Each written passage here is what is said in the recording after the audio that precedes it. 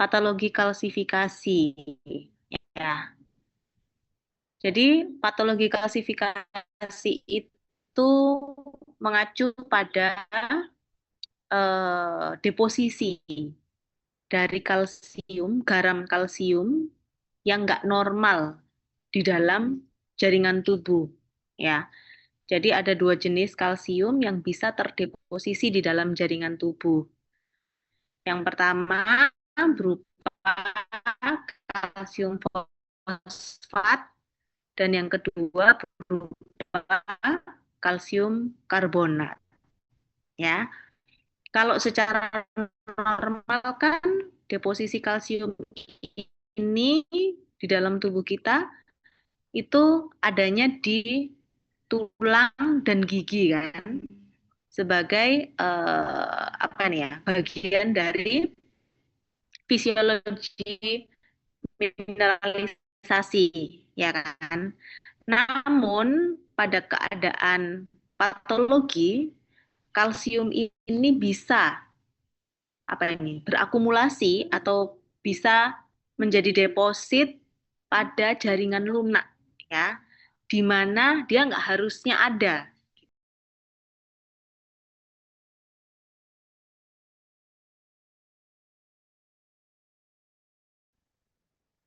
Oke, udah dengar semua? Sudah, dokter.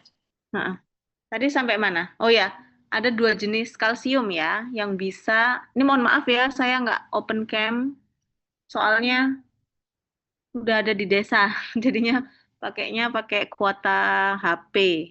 Takutnya nanti tambah lemot ya. Nah, jadi kita punya dua garam kalsium ya, terutama adalah kalsium fosfat dan kalsium karbonat ya. Jadi kan udah saya bilang tadi bahwa sebenarnya deposisi kalsium itu kalau di tubuh kita secara normalnya adanya di gigi sama di tulang ya.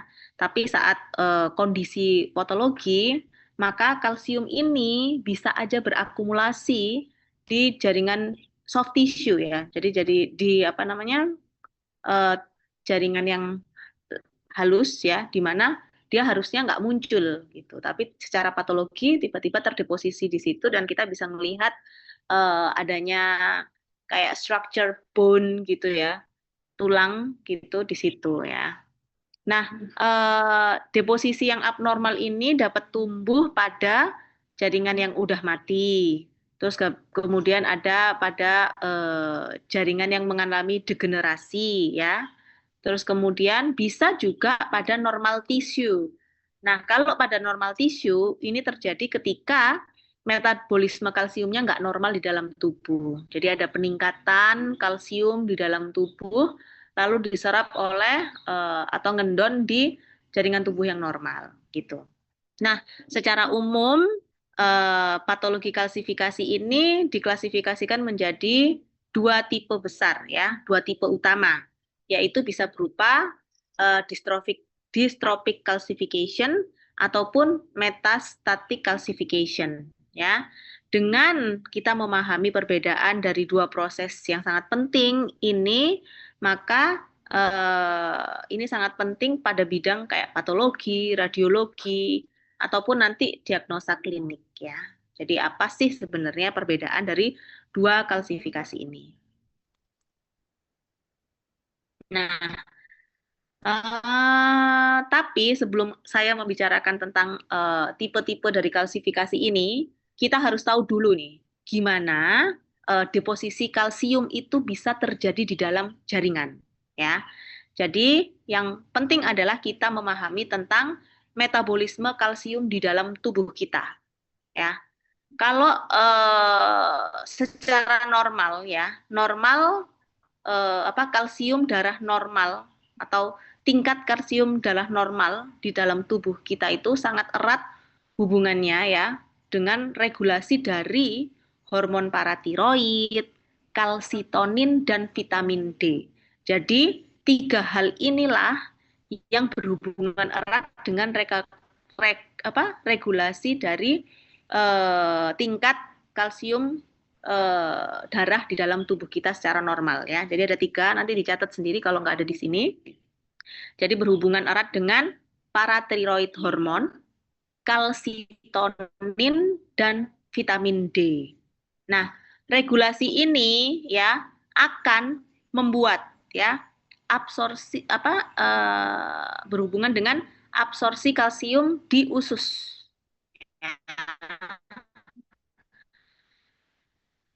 Lalu kemudian ekskresi kalsium dari ginjal ya. Jadi kita kalsium itu diabsorpsi kan di dalam usus. Usus di saluran pencernaan itu dia akan meresorpsi kembali molekul-molekul yang masih penting untuk tubuh. Salah satunya kalsium. Tapi jika jumlahnya berlebihan, maka ginjal akan bisa mengekskresikannya. Ya. Yang ketiga, mineralisasi yang terjadi pada tulang. Ya. Jadi di dalam tulang itu kalian sudah tahu kan proses pembentukan tulang, ya kan? Nah, dulu masih ingat kan, tulang itu bisa dari endogenus, terus eksogenus, gitu. Terus juga ada perombakan tulang, ya, dari sel-sel yang disebut osteoklas, ya, mineralisasi atau pengapuran ya dari osteoklas. Jadi kalau sel yang udah pengapuran, oke oke. Ya, jadi tadi hubungannya dengan bone mineralization ya. Nah, ketika eh, apa namanya ini keseimbangan ini terganggu ya, atau ketika jaringan rusak timbul ya, maka kalsium akan dapat diprecipitate di dalam tisu, di dalam jaringan ya. Jadi ketika adanya ketidakseimbangan eh, atau ketidakseimbangan antara apa itu tadi absorpsi dan ekskresi daripada kalsium, berarti kan ada timbunan kalsium di dalam tubuh, ya. Terus kemudian ada juga mungkin karena beberapa jaringan yang rusak gitu, maka kalsium akan terpresipitasi di dalam jaringan, ya. Jadi beberapa step dari deposisi kalsium itu, kalau boleh dicatat ya, biasanya melibatkan tiga hal. Yang pertama adalah inisiasi atau fase nucleation, yaitu di mana kalsium, ion kalsium ini akan terikat melalui membran fosfolipids. Kalian udah tahu kan, membran sel itu terdiri dari phospholipid bilayers, ya kan? Di situ ada lipid ya, fosfolipid jadi double lipid gitu. Nah, kalsium itu akan terikat di situ, ya kan? Sebelum masuk ke sel, dia terikat di membran selnya melalui membran fosfolipid tersebut, ya. Ini adalah tahap inisiasi. Yang kedua, tahap propagasi, yaitu di mana kalsium dan fosfat akan combine ya untuk membentuk hydroxyapatite crystals ya. Uniknya kemarin saya bimbing mahasiswa saya, jadi dia itu mencoba penggunaan BHA ya. BHA itu kalau misalkan pada kedokteran, biasanya dia tuh dibikin kayak patch gitu untuk yang mengalami osteoporosis ya pada tulang-tulang itu. Jadi dia mau kasih lihat bahwa penggunaan BHA ini yang notabene mengandung kalsium itu apakah bisa masuk ke dalam secara oral itu akan mempengaruhi atau membuat toksin tubuh dengan kadar-kadar tertentu ya. Jadi apakah ada terjadi peningkatan kalsium dan apakah di ginjal itu ada kerusakan, apakah di hepar itu ada kerusakan? Saya juga ngambilnya di intestin gitu ya. Makanya kemarin saya tanya organ-organnya apa ya kira-kira terkait. Ternyata benar ya. Jadi kenapa kok dia memilih hepar? Karena itu kan detoksifikasi, pasti di situ. Lalu kenapa ginjal? Karena ekskresi ya. Kalau ginjalnya bagus, maka dia bisa mengekskresikan dengan baik. Tapi kalau ternyata BHA yang dia oralkan itu dengan kondisi tertentu melebihi apa yang bisa dieliminir oleh tubuh, maka akan terjadi pengendapan ya. Jadi akan meningkatkan toksisitas pada ginjal atau hepar dan bisa kita lihat di histopatologinya. Lalu yang dipakai mahasiswa saya itu heparnya. Nah, yang lainnya ketika saya tanya, saya browsing-browsing, itu ada hubungannya dengan intestin gitu. Jadi sekarang nyambung akhirnya. Kenapa kok intestin? Karena absorption dari kalsium itu terjadi pertama di intestin, ya kan? Nah, terus kemudian saya periksa juga femurnya. Jadi apakah pemberian BHA secara oral itu tadi akan meningkatkan trabekula, pembentukan apa namanya di dalam tulang gitu. Cuman saya kemarin lupa ya, kenapa kok nggak ke gigi ya? Udah terlanjur dibuang tuh semuanya. Mungkin gigi itu bisa ya nanti.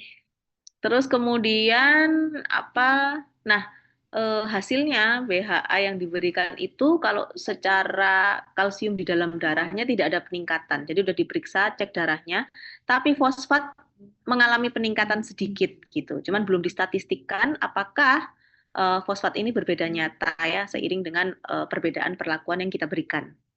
Jadi kami periksa kalsium dan fosfat di dalam darahnya. Terus kemudian slide-nya juga baru jadi yang tulang kemarin itu belum saya periksa. Gitu. Jadi mungkin ini ada hubungannya ya, karena dia akan terbentuknya BHA itu artinya bovine hydroxyapatite ya. Jadi BHA itu terbentuknya berarti ya tadi ada hubungannya dengan kalsium dan fosfat gitu. Gitu. Jadi nyambung kemarin penelitiannya sama materi kita kali ini. Terus kemudian ketika kalsium dan fosfat sudah berkombin membentuk hydroxyapatite kristal ya, nanti lama kelamaan kalau dia nggak bisa dieliminir ya, jadi adanya peningkatan kalsium terus binding dengan fosfat, terus habis gitu menumpuknya kan semakin banyak. Nah, ini di tahap yang ketiga kita akan ada tahap akumulasi ya, perkembangan dan akumulasi. Jadi kristal tadi akan membesar dan kemudian akan deposit deposit di dalam jaringannya itu akan terlihat jelas ya, semakin terlihat jelas ya. Jadi final deposisi mineral ini usually itu tadi biasanya karena kalsium fosfat ataupun kalsium karbonat ya. Kemarin karena apa namanya yang diberikan adalah kalsium fosfat yang membentuk hidroksiapatite. Jadi yang kita cek adalah hanya kalsium dan fosfatnya aja, karbonatnya enggak. Oke, sampai di sini kira-kira ada yang ditanyakan tentang gimana kalsium bisa terdeposisi di dalam tubuh?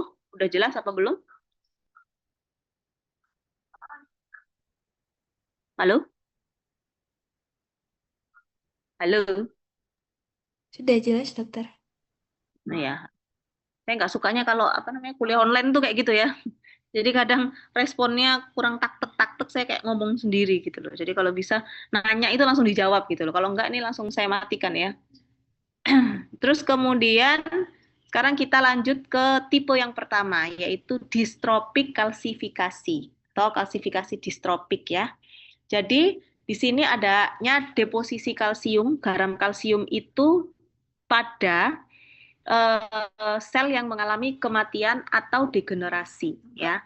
Jadi sel yang tadi kena injury, degenerasi ya, tapi belum rusak gitu, mungkin aja masih bisa diperbaiki yang kemarin kita pelajari, tapi dia sudah nggak normal gitu ya. Jadi apa namanya sudah berubah keadaannya, ataupun yang tidak bisa mengalami normal kembali. Jadi sel itu akhirnya mati kan.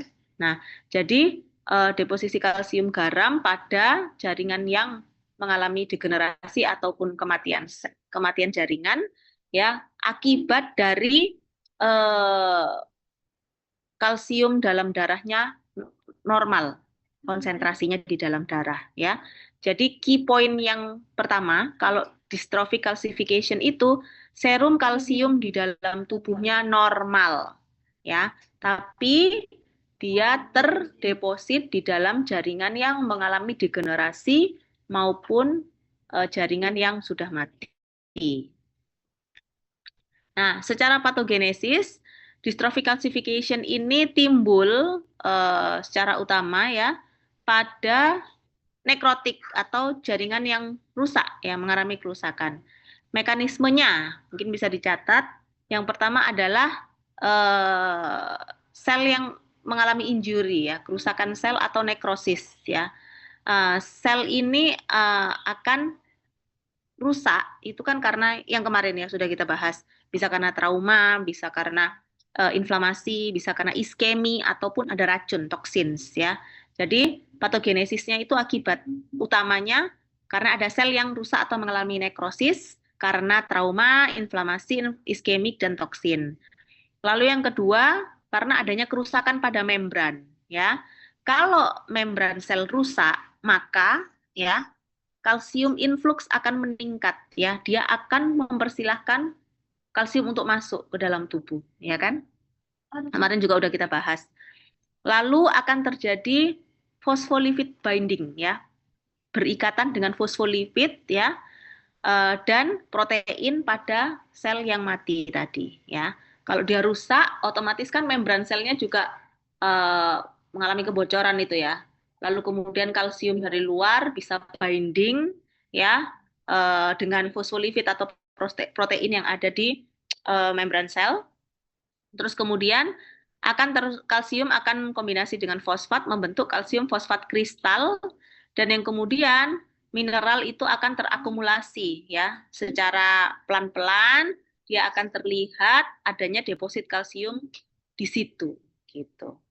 Nah, biasanya apa ya common sites atau lokasi yang biasanya timbul ya di area dari tisu yang mengalami damage ini seperti pada jaringan tisu contohnya di apa namanya tuberkulosis ya.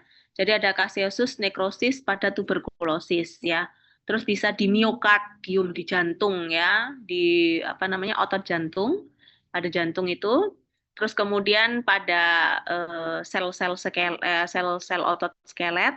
Terus kemudian ini ya tuberkuloid granuloma. Terus karena parasit yang udah mati, ya biasanya ini ada di cattle maupun di peternakan babi.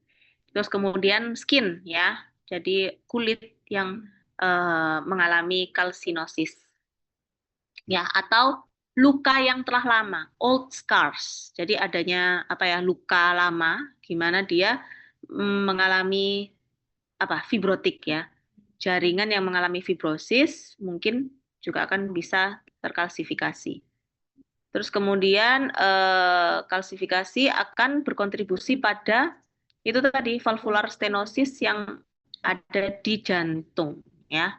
Jadi kerusakan pada eh, heart valves akan mengkontribusi valvular stenosis.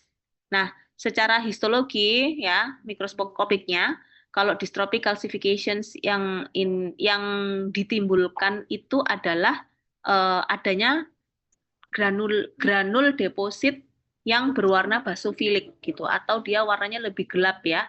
Kalau dengan pewarnaan He dia akan tercat biru tua gitu ya. Dan kemudian lokasinya itu ada pada jaringan yang mengalami nekrosis gitu.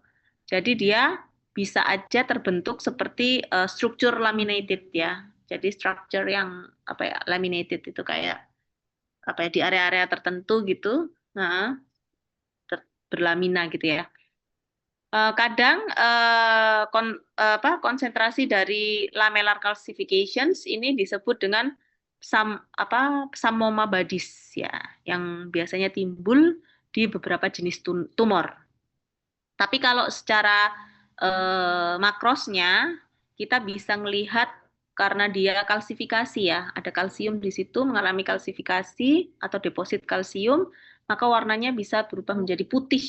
Jadi secara makrosnya, jadi ada jaringan segar, terus biasanya ada spot-spot atau daerah tertentu itu yang mengalami apa namanya kerusakan akibat deposit kalsium, itu warnanya berubah menjadi putih. Terus habis gitu apa ya seperti kapur gitu ya. Gitu. Nah, ketika dipotong sama apa pisau ya jaringan ini akan memproduksi seperti kayak apa itu? Grating sensation ya. Jadi kayak butir-butir kristal itu loh. Kamu kalau misalkan pegang pasir atau kristal ya kan ada kayak kerasa kasar-kasar gitu ya. Jadi dia akan memproduksi itu. Oke, terus kemudian sudah ya. Nah, ini dia secara makroskopiknya, ini di jantung ya, di valve jantung ya. Kita akan melihat ketika dibuka, loh ini ada kayak pengapuran atau putih-putih gitu ya. Deposit kalsium di situ ya. Tuh, oke, ada lesi-lesi berwarna putih di beberapa area. Nah, kalau misalkan kita buat apa namanya histopatnya ya, itu bisa kita lihat dari depositnya dia. Jadi dari jumlah area, ini yang lamelar tadi saya bilang ya, lamelar.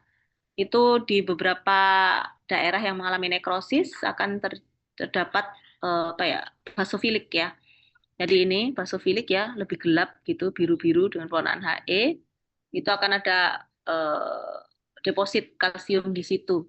Nah, ini bisa dilihat dari tingkat keparahannya ya. Dia less atau severe gitu. Nah, nanti lama-lama kelamaan kalau misalkan jaringan nekrotiknya sudah tambah meluas gitu ya, terus parah tingkatnya, bisa jadi seperti ini gitu. Nah, ini juga di sini kita bisa lihat ya warnanya bluish gitu ya, lebih basofilik ya di daerah-daerah nekrosis ini. Itu. Nah, sometimes juga karena dia kan kalsium ya. Kalsium itu kan apa? Eh, hmm, depositnya biasanya di tulang ya, mineralisasi. Jadi di jaringan-jaringan soft tissue kadang-kadang timbul apa namanya structure seperti tulang rawan atau tulang di situ. Padahal harusnya itu nggak ada gitu ya.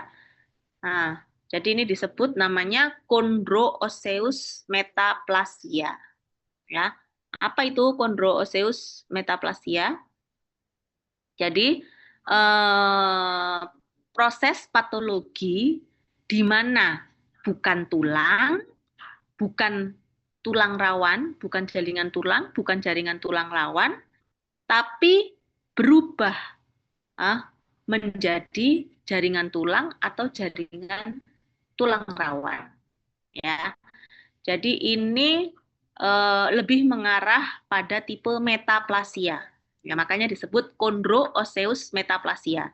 Jadi harusnya di jaringan itu, jaringan yang bukan tulang rawan, tapi kok bisa kelihatan struktur tulang atau tulang rawan. Ya, jadi artinya beberapa tipe sel berdiferensiasi berubah menjadi apa namanya structure lain ya, itu akibat dari iritasi kronik mungkin bisa jadi, atau akibat dari injury ya, atau kerusakan yang parah, atau dari stimulasi abnormal ya. Jadi kalau saya bisa bilang definisinya dari chondrooseus metaplasia ini mengarah pada pembentukan cartilage ya, atau chondroid tissue, jaringan chondroid ya, dan mungkin bisa juga tulang ya, atau osseous tissue di lokasi di mana mereka nggak seharusnya ada gitu. Nah, jenisnya mungkin seperti soft tissue atau seperti structure epitel ya. Nah, eh, hal ini bisa terjadi ketika sel mesenkim ya, kamu tahu kan sel mesenkim? Ah, jadi jaringan ikat khusus ya, kan ada dua, sel mesenkimal sel sama satunya apa yang terdiri dari fibroblast itu dari ari-ari itu. Nah, itu mesenkimal sel ini kan terdiri dari fibroblast dan sel-sel stroma. Mereka berdiferensiasi menjadi kondrosit atau osteoblast ya, akibat dari injury atau stimulasi yang nggak normal. Secara patogenesisnya, prosesnya ini umumnya muncul melalui beberapa tahap ya. Yang pertama tadi saya sudah katakan bahwa ada kronik stimulus ya, stimulus yang bersifat kronik ya. Contohnya seperti kronik inflamasi. Jadi inflamasi yang kronis nggak di apa namanya nggak dirawat ya, jadi inflamasinya kronik. Terus kemudian bisa ada iritasi mekanik, terus kemudian tissue injury, degenerasi, sampai akhirnya pembentukan tumor. Ya. Nah, stimulus-stimulus ini akan mengaktifkan sel stromal di lokasi tertentu ya, secara lokal. Terus kemudian bisa juga tadi kan akibatnya, itu kan tadi kan triggernya ya. Triggernya itu karena stimulus yang kronik. Nah, yang lain tuh mungkin juga bisa karena tadi sel-sel tadi mesenchymal cell yang berupa fibroblast maupun sel-sel stromanya itu mengalami reprogramming. Jadi diprogram kembali. Fibroblastnya itu akan fibroblast atau sel mesenkim yang tidak terdiferensiasi tadi mengekspresikan suatu gen gitu yang berhubungan dengan cartilage dan bone formation. Jadi fibroblast tadi karena stimulus yang terjadi, dia akan salah mengekspresikan gen. Jadi gen yang diekspresikan itu dominan untuk berhubungan dengan memproduksi sel-sel apa tadi itu tulang rawan maupun sel tulang, gitu ya. Nah, ketika terbentuk cartilage formations atau yang disebut juga ini chondroid phase, jadi fase tulang rawan ya, itu sel akan berdiferensiasi menuju ke chondrocytes ya. Jadi di sini kita bisa lihat adanya sel-sel kondrosit di dalam lakuna ya. Dia akan memproduksi tipe 2 kolagen, proteoglikan sama matriks cartilage ya. Jadi ketika sel satu aja kondrosit udah terbentuk ya di dalam lakuna, dia akan bisa mengeluarkan kolagen ya, sabut kolagen di sini ya, di dalam proteoglikans dan akhirnya lama kelamaan matriks dari sel tulang lawannya ini juga terbentuk ya, semakin lebar dan akhirnya kita bisa lihat dengan jelas ada deposisi kalsium di situ ya. Terus kemudian kalau yang terakhir itu cartilage nanti lama-kelamaan ya seperti kita ya, ada tulang rawan yang adanya di tulang-tulang panjang itu khususnya di diafisis ya, di diafisis atau kadang ya sampai metafisisnya kita masih lihat ada tulang rawan ya. Lama-kelamaan tulang rawan ini mengalami osifikasi sekunder dan dia bisa berubah menjadi tulang dewasa ya. Sehingga tulangnya bisa tambah panjang, tambah panjang, tambah panjang gitu kan. Awalnya kan kalau bayi kan ujung-ujungnya itu masih tulang rawan ya. Tapi ada juga tulang rawan murni, seperti kayak di telinga kita itu, walaupun kita tua nanti tulang rawan ya tetap tulang rawan, nggak bisa berubah jadi tulang dewasa gitu ya. Nah, jadi ada beberapa kasus di mana kalau sudah ada kondroit fase seperti ini, lama-kelamaan dia juga akan bisa menjadi osifikasi, beroksifikasi sehingga memproduksi osteoblast. Jadi ada sel-sel tulang beneran ya. Terus kemudian bone matrix-nya atau osteoid dan kemudian termineralisasi ya. Jadi fenomena ini akan apa namanya ini menjadikan proses perkembangan normal pada bone formation.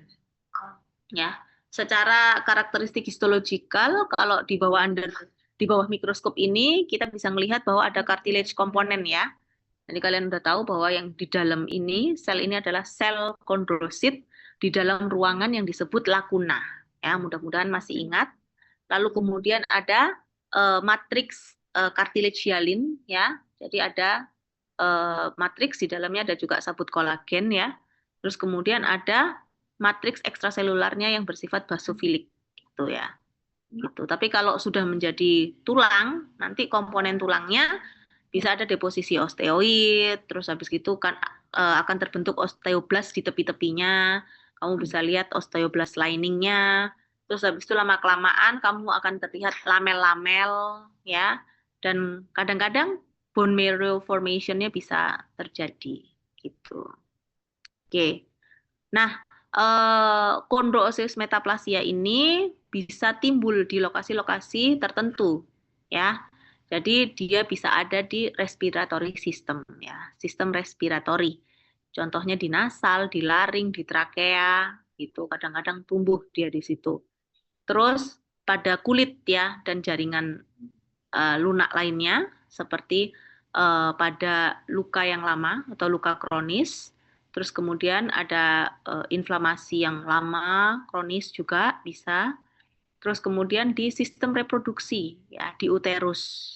Nah, ini terjadi ketika ada inflamasi kronik atau aborsi, gitu ya. Jadi hati-hati, kita apa namanya, ya harus menjaga ya, gitu. Jadi kalau ada sesuatu yang di dalam tubuh nggak bisa dikeluarkan secara keseluruhan, gitu ya. Maksudnya kalau aborsi itu kan bisa aja spontan abortion, gitu ya, atau yang dikuret sampai bersih, gitu ya. Kalau misalkan ternyata aborsi tersebut meninggalkan eh, suatu struktur di dalam saluran reproduksi kita, ya, nanti akan menimbulkan tadi inflamasi kronis yang mungkin bisa bersifat long term, akan bersifat patologis gitu.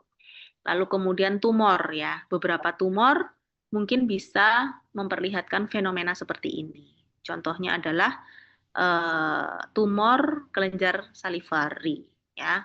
Terus kemudian ada beberapa tumor, ya, campuran beberapa tumor, dan juga mungkin yang neoplasma epitelian, karena dia biasa tadi kan disebutkan bahwa dia timbulnya mungkin di epitel-epitel itu. Oke. Terus kemudian tadi tuh ya, yang men-trigger ini pastinya ada itu tadi inflamasi kronis, trauma, terus habis itu degenerasi, ya, yang bisa menyebabkan nantinya ke apa perubahan karena sel itu sudah tua sampai nanti adanya nekrosis jaringan gitu, atau kemudian timbul neoplasia atau tumor, ya. Oke, tuh. Terus kemudian next kita akan oh, sampai sini ada pertanyaan nggak? Belum ada, Dok. Belum ada ya, cukup jelas. Ini untuk dystrophic calcification. Terus kemudian tipe yang kedua kita lihat adalah, kita punya adalah metastatic calcification. Metastatik ini kebalikan dari yang tadi, ya. Kalau yang pertama tadi kan dia kalsium di dalam darah normal, tapi tertimbun di dalam sel yang mati atau mengalami degenerasi. Berarti ini kebalikannya, metastatik. Dia itu kalsium di dalam darahnya meningkat, tapi jaringannya normal gitu ya. Jadi timbul pada normal tisu, ya, akibat dari efek sekunder dari kelebihan kalsium di dalam darah yang kita sebut dengan hiperkalsemia. Ya. Nah, jadi key point-nya adalah serum kalsium di dalam darahnya meningkat ya atau tinggi. Paham? Terus penyebab dari hiperkalsemia dulu ya. Berarti tadi kalau kalsium tadi yang saya bilang mekanisme deposisi kalsium tadi kan dipengaruhi oleh 3 hal ya. Apa tadi? Hormon, paratiroid ya kan? Terus apa tadi? Vitamin D, kalsitonin gitu kan? Ya. Nah, berarti kalau ada peningkatan dari kalsium, berarti ada perubahan dari itu semua. Misalkan seperti apa namanya, sekresi yang berlebihan dari aktivitas hormon paratiroid sehingga menyebabkan hiperparatiroidisme, ya, sehingga akan meningkatkan resorpsi pada tulang. Terus kemudian serum kalsium di dalam darah juga akhirnya meningkat, ya, gitu. Terus kemudian, nah ini tadi 4 penyebab utama dari kalsifikasi metastatik, ya. Kalau di sini diurutkan dari kepentingannya yang utama di kedokteran hewan, ya. Yang pertama dia sebutkan tadi renal failure, ya. Sorry, tadi saya mencelat langsung ke PTH karena yang sebelumnya kan kita bicarakan kalau imbalance dari kalsium itu kan dipengaruhi oleh parathormon, ya. Tapi ternyata di dunia kedokteran hewan biasanya yang mempengaruhi adanya metastatic calcification ini pada gagal ginjal, ya. Kalau pada penyakit ginjal itu akan menyebabkan disrupsi dari fosfat dan kalsium balance. Jadi adanya ketidakseimbangan antara fosfat dan kalsium di dalam darah ya. Jadi menyebabkan retensi fosfat ya, menginduksi renal hyperparathyroidism. Jadi ada hubungannya juga dengan hormon paratiroid ya. Lalu kalsium akan terdeposit di dalam lambung ya, ginjal dan juga paru-paru. Gitu ya, pada penderita gagal ginjal. Lalu kemudian adanya intoksikasi dari vitamin D, di mana kelebihan vitamin D akan meningkatkan ya. Jadi ini ada hubungannya dengan absorpsi usus yang sudah saya singgung tadi sebelumnya. Kalau misalkan ada kelebihan vitamin D yang di apa namanya di dalam tubuh, maka ini akan meningkatkan absorpsi dari usus untuk mengabsorpsi kalsium. Ya, oke. Terus kemudian selain itu juga tadi ada peningkatan parat hormon, di mana parat hormon ini berkorelasi dengan protein. Ya. Lalu kemudian adanya bone destruction. Ya. Jadi bisa dilihat dari penyakit-penyakit seperti tumor-tumor tulang gitu atau metastatis pada tulang dan juga multiple myeloma gitu ya. Jadi ada beberapa myeloma yang bisa mendestruksi tulang, merusak tulang. Tuh. Nah, ini dia. Jadi kalau sudah kena tulangnya, kadang-kadang kita dapatkan seperti ini, chondromyxofibroma ya. Kalau kondro berarti masih tulang rawan ya, bukan osteo. Ya, jadi yang kondro itu masih tulang rawan. Jadi chondromyxoid fibroma ini adalah tumor tulang yang benign ya. Jadi nggak yang ganas. Jadi tumor tulang nggak ganas, tapi kejadiannya sangat-sangat rare. Jadi apa namanya susah didapatkan. Nah, ini dikarakterisasikan dengan adanya mixture atau campuran dari apa itu cartilage like ya. Jadi kayak sel-sel yang menyerupai sel tulang rawan, myxoid dan juga ada jaringan fibrus ya. Nah, ini bisa terjadi dari cartilage tadi ya membentuk cartilage tadi dibentuk dari mesenchymal cell dan mempresentasikan lebih dari 1% dari semua kejadian tumor pada tulang. Jadi makanya sangat rare gitu. Nah, jadi secara definisi chondromyxoid fibroma ini adalah neoplasma benign dari cartilaginous dari tulang yang terdiri dari jaringan-jaringan kondroid. Jadi seperti sel-sel yang mirip dengan sel tulang rawan. Lalu kemudian myxoid matrix, jadi kayak gel gitu, seperti connective tissue tapi dalam bentuk gel. Ya, lalu kemudian ada fibrostroma, ya, stroma-stroma yang berupa jaringan ikat. Nah, tumor ini biasanya menunjukkan apa ini? Pattern itu pola pertumbuhan lobulasi ya, lobul. Jadi ada lobulus. Nah, secara epidemiologi dia itu adalah tumor yang sangat jarang. Kemudian dia biasanya menyerang yang umur-umur muda ya. Terus kemudian terjadinya biasanya di tulang-tulang panjang gitu. Nah, lokasinya di tulang panjang bagian metafisis ya, metafisis spesialnya mungkin di tibia bagian proksimal, terus bisa di distal femur, terus di fibula, pelvis, terus kemudian ada di tulang-tulang kecil pada kaki ya.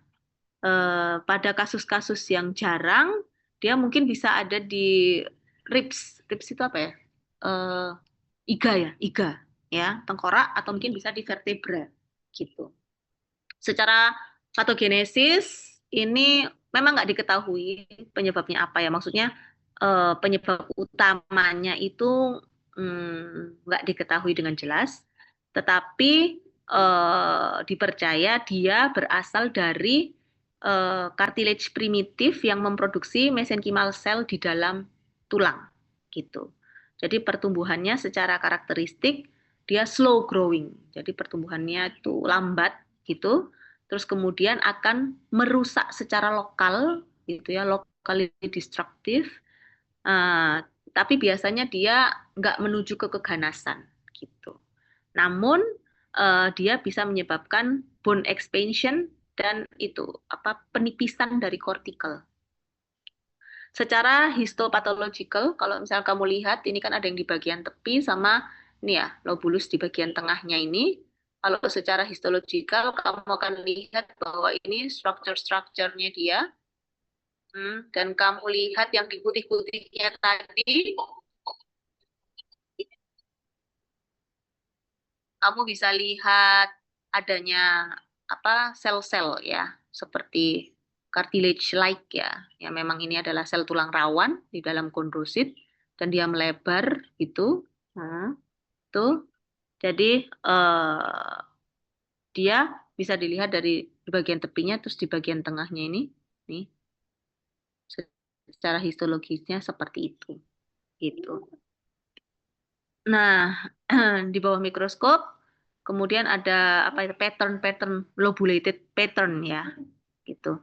Jadi tumornya ini biasa kita lihat secara lobulus-lobulus yang dipisahkan oleh septum fibrous, jadi jaringan ikat itu ya. Jadi dia akan membentuk kayak chondroid area, terus habis itu nih ya, chondroid area, terus kemudian myxoid matrix, sama ada beberapa fibrous area ini ya, fibrous jaringan ikat gitu. Oke, sekian. Ini cuman ada 12 slide sebenarnya. Kira-kira sampai di sini ada pertanyaan atau enggak? Karena memang bahannya sedikit. Jadi yang kamu harus garis bawahi ada 2 jenis tipe dari kalsifikasi secara patologis ya, distropik sama metastatik. Yang distropik ini tidak ada peningkatan kalsium di dalam darah, tetapi dia ngendornya di jaringan-jaringan yang mengalami degenerasi dan nekrosis. Sedangkan metastatic calcification, dia ada perubahan atau peningkatan kalsium di dalam darah dan depositnya ada di normal-normal tisu. Ya, ini terjadi karena adanya imbalance dari kalsium ya, mungkin aja karena gagal ginjal, terus kemudian karena apa tadi deposit vitamin D yang meningkat sehingga meningkatkan absorpsi dari kalsium di dalam usus gitu ya. Terus kemudian adanya disrupsi dari pada tulang gitu dan ini berjalannya lambat. Itu aja. Kira-kira ada pertanyaan nggak? Secara makros sama mikrosnya ya. Kalau ada deposisi itu kalau dia di jaringan yang nekrotik berarti kan satu area nekrotik itu akan berwarna lebih basofilik dibanding yang lainnya ketika diwarnai dengan He itu tergantung dari area kerusakan ya, derajat kerusakannya apakah dia rusaknya parah atau enggak gitu ya. Nah, kira-kira ada pertanyaan?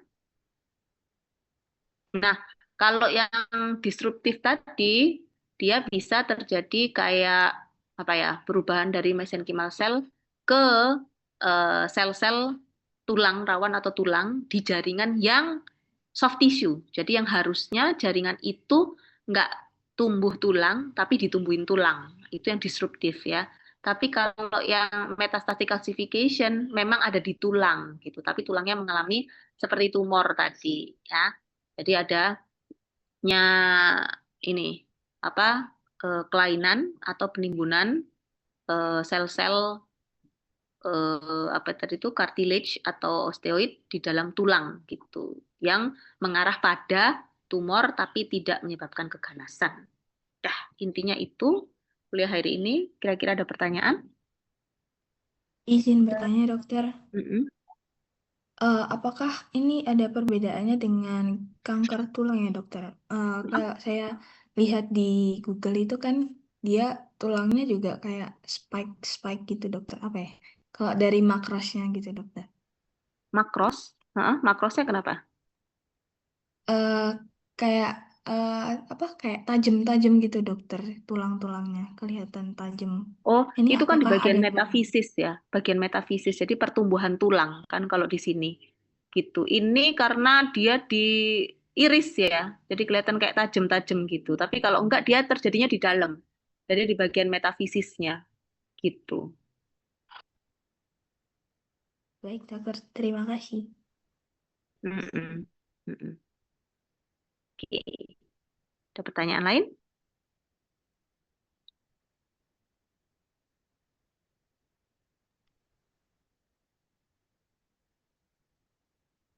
Ini kira-kira masuk semua kah? Mana berapa orang? 45. Oke. Hari ini karena sebenarnya ini kalian libur ya, tapi karena saya nggak mau berhutang, nanti PHL lagi pas kita masuk, itu jadi saya pengen kuliahnya pas liburan. Jadi mohon maaf kalau mengganggu liburannya. Jadi untuk kuliah kali ini saya anggap kayak bonus gitu ya, datang nggak datang ya, saya anggap datang. Mungkin nilai plus kalau datang jadi ngerti, kalau enggak juga nggak apa-apa lah ya. Teman-temannya mungkin ada yang punya kesibukan lain belum bisa hadir, dimaklumi aja, saya anggap masuk semua nggak masalah ya. Iya dokter. Mm-mm. Dah, kira-kira ada yang perlu didiskusikan lagi? Permisi dokter, sebelumnya saya izin Iya, bertanya. heeh. Izin memastikan lagi dokter, apakah untuk perbedaan yang dystrophic classification itu dia terjadi pada jaringan yang dia memang penimbunan penimbunan kalsium yang terjadi di jaringan yang memang dia rusak dan yang Maaf, maaf, putus-putus. Ulangi lagi. Halo? iya dokter, yang Mm. Apakah terjadi di jaringan yang untuk yang dystrophic classification heeh, itu dia timbunan kalsiumnya itu terjadi pada jaringan yang memang dia rusak, sedangkan yang metastatic metastatik? Mm-mm. classification itu dia timbunan kalsiumnya itu di jaringan yang normal tapi Normal. disebabkan karena tingginya kalsium dalam darah. Betul, betul, Apakah betul. seperti itu? Betul. Kalau Baik, distropik itu di jaringan yang mau rusak dan rusak. Jadi yang mengalami degenerasi dan nekrosis, tetapi kalsium di dalam darahnya normal. Ya, jadi karena apa namanya membrannya rusak, kan kalau terjadi degenerasi ataupun nekrosis itu kan pasti berhubungan dengan membran sel, ya kan? Ketika membran damage, walaupun kalsium itu normal di dalam darah, tapi kan dia bisa masuk kan, ya, kan dia di ekstraseluler ya. Terus habis itu karena ada yang damage, kita kan nggak bisa ngontrol kan si kalsium ini jalan kemana, karena ada yang damage, akhirnya dia binding sama membran selnya. Nah, terus terjadi akumulasi di situ, gitu tanpa harus ada kalsiumnya yang meningkat gitu. Tapi karena ada kerusakan di dalam selnya yang menyebabkan binding tadi initiation, lalu kemudian propagation dan akhirnya jadi terakumulasi sehingga bisa terlihat di dalam sel-sel yang rusak tadi secara histopatologisnya. Tapi kalau yang metastatik, ya, dia kan selnya normal, tapi karena ada kalsium di dalam tubuh meningkat, ya kan, maka terjadi imbalance. Jadi ada ketidakseimbangan antara apa tadi absorption, excretion gitu. Jadi bisa menyebabkan hal-hal yang sudah kita bahas tadi. Begitu. baik dokter, Paham? terima kasih. Mm-mm. Oke. Ada lagi pertanyaan? Ini sudah pada pulang kampung semua ini. Sudah dokter. Sudah dokter. Sudah dokter.